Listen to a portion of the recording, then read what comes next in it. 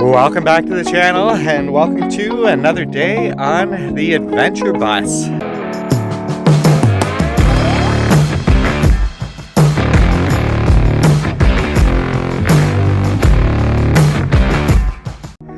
Got a couple things that we gotta unload here. Of course, we've got the good old Hepvo valves. We've been working on the freshwater system and it's almost complete. I'll show you guys that in a few minutes, but this is for the drains, the gray water. And well, we have 4 of them. We have one for the washing machine, we have one for the bathroom sink, one for the shower, and here's the other 2.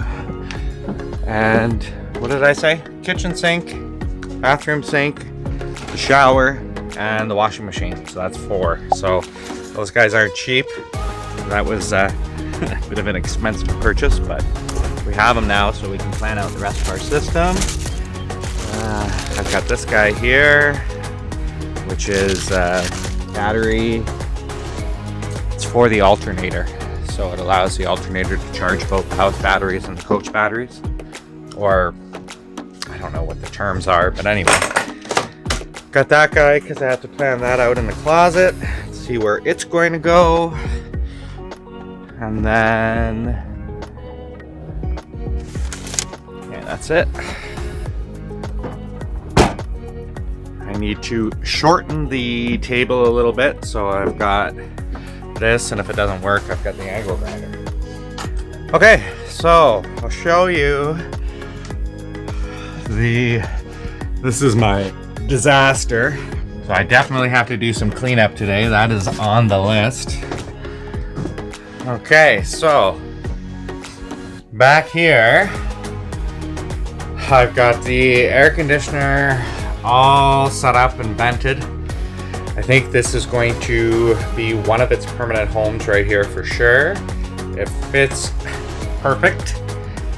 I don't know if I want to buy another one. It was actually a really good price. I may buy a second one for the front of the bus, or I may just buy another window kit and use this one. I think for the time being, I'm just going to use this one, move it from the front to the back. Okay, and then the water system. So the water system is complete. I have no more work to do back here. So this is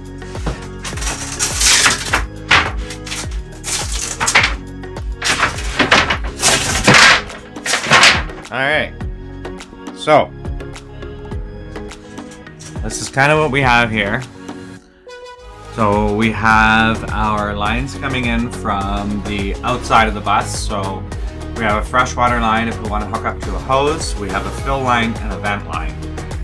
The fill line goes through a T to fill this tank and this tank. So I actually have 2 water tanks. The vent line is the same, goes through a T so that it can vent both tanks. Now at the bottom, I have linked the 2 tanks together so they will always kind of draw water the same and balance themselves out the same. And the reason I went with 2 tanks is I had started with this guy here and it just didn't feel like there was enough water. I had extra room. I thought this one was a little bit bigger when I purchased it, but it will do. It gives me a little bit extra room back here for the gas tank, freshwater hose, power cable. Okay, so that's all the tank system.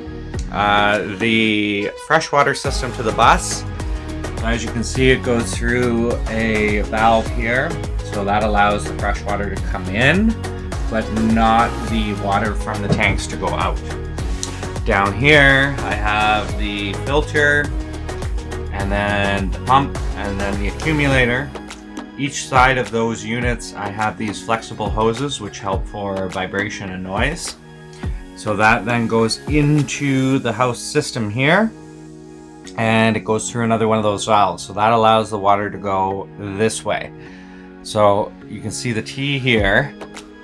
This water coming in goes through that valve, comes in, feeds the bus, but it cannot go back into the system. Okay, and then the hot water line you see here is actually going underneath there and through the wall to the washing machine. That's why there's a hot water line coming all the way to the back of the bus, which is debatable if that little machine's ever going to get any hot water because it has to push so much through. So if you didn't know that, when you run your dishwasher in your washing machine, you should always turn on the tap closest to the machine to bring the hot water to the machine. So that is the hot and cold lines. You can see they run through there and then up to the front of the bus. And I kept them all external for a reason, because I didn't want them to freeze. I have insulation on underneath that wood. So hopefully being on the floor in here and being inside the bus, nothing freezes.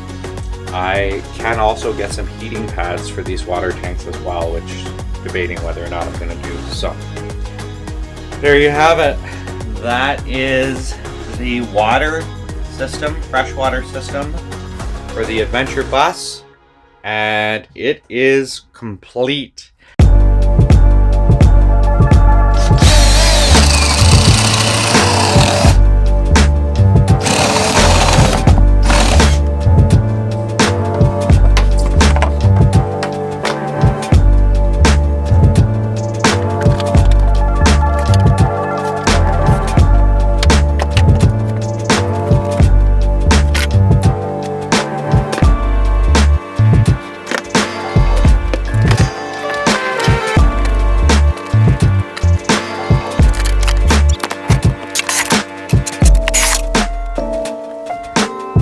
The other thing that I did get completed yesterday, get through all the mess, is I have all of the water lines ran now for the shower.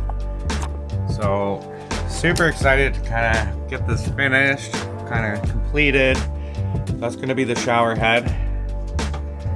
Goes down into here to the mixer valve. And then I added the faucet as well, because it's great to fill up buckets or wash your feet.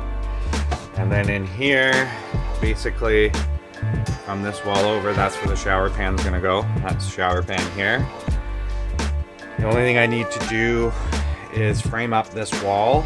And again, I wanted to keep the pipes on the inside, so that's one of the last things I gotta do. But I'm not looking forward to spending almost $10 a 2x4 or $7 a 2x3 to get that finished, but definitely need to frame that in a little bit, kind of right down to the shower pan, and have to probably do a little bit on both sides. So still some framing to do in here.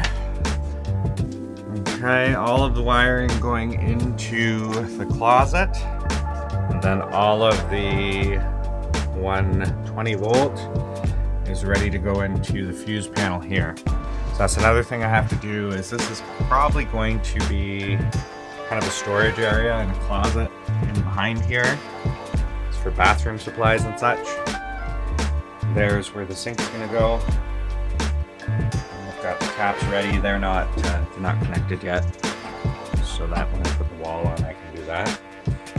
I'm probably gonna have to I am going to have to connect them and then cut them off, or connect something there, because I do want to test the system just to make sure I don't have any leaks before I put any type of wallboard on here.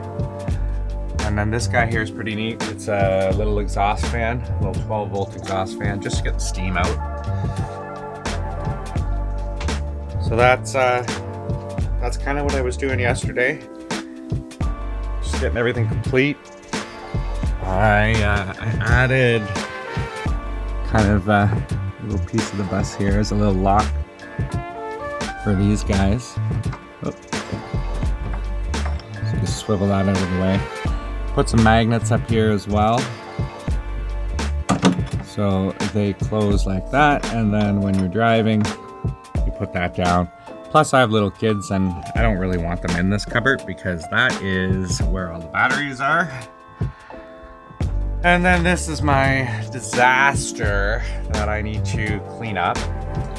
I picked up some Tupperware which fit up here perfectly. I think now I have way too much storage space because I have all of this as well. But yeah, well, we're not going to be living in it full time right now, but you know, if you were, you need that space, you need that extra storage for sure. So and then the other thing that I picked up yesterday, which I was kind of like, wasn't sure if it's going to fit or work, but is I picked up another set of blinds. I had to use 2 of them here, but because this window slides across, it's actually kind of neat to have 2 because you can just pull up one at a time. I haven't shortened them yet, so I still have to do that.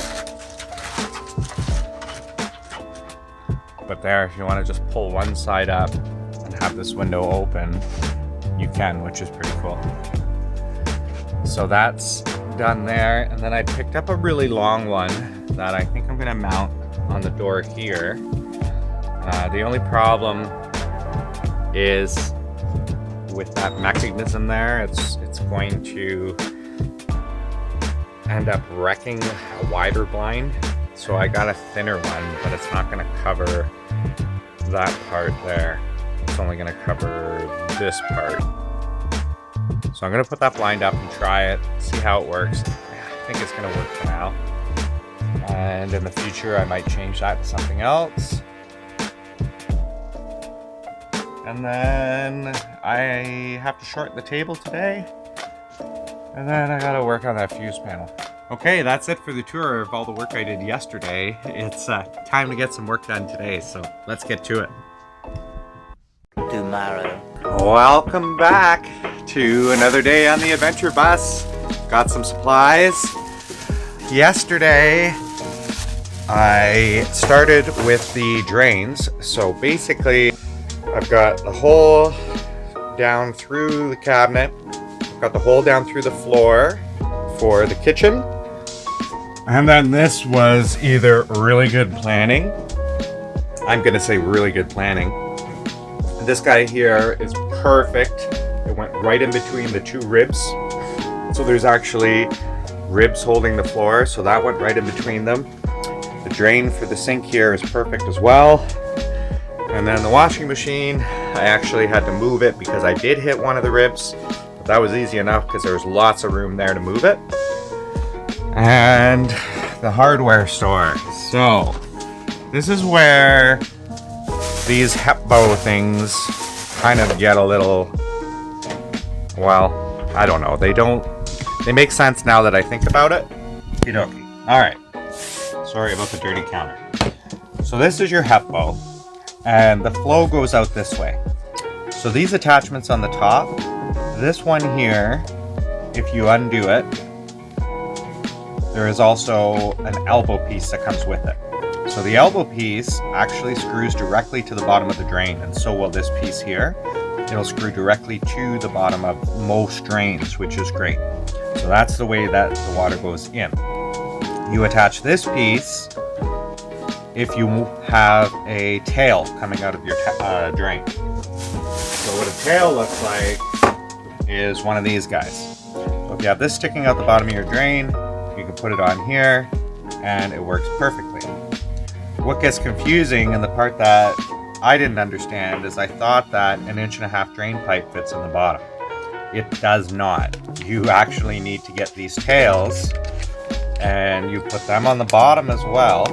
So this kind of makes sense, because if this tail was in your drain, okay, now you're putting another tail on it. That makes sense?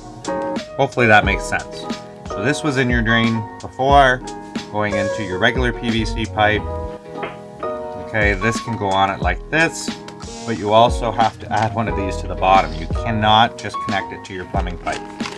So once that's added to the bottom, like so, now you can continue into your 1.5-inch plumbing by using one of these. So then you slide this collar on here, and then where's my regular plumbing pipe? And then now you can go back to regular size.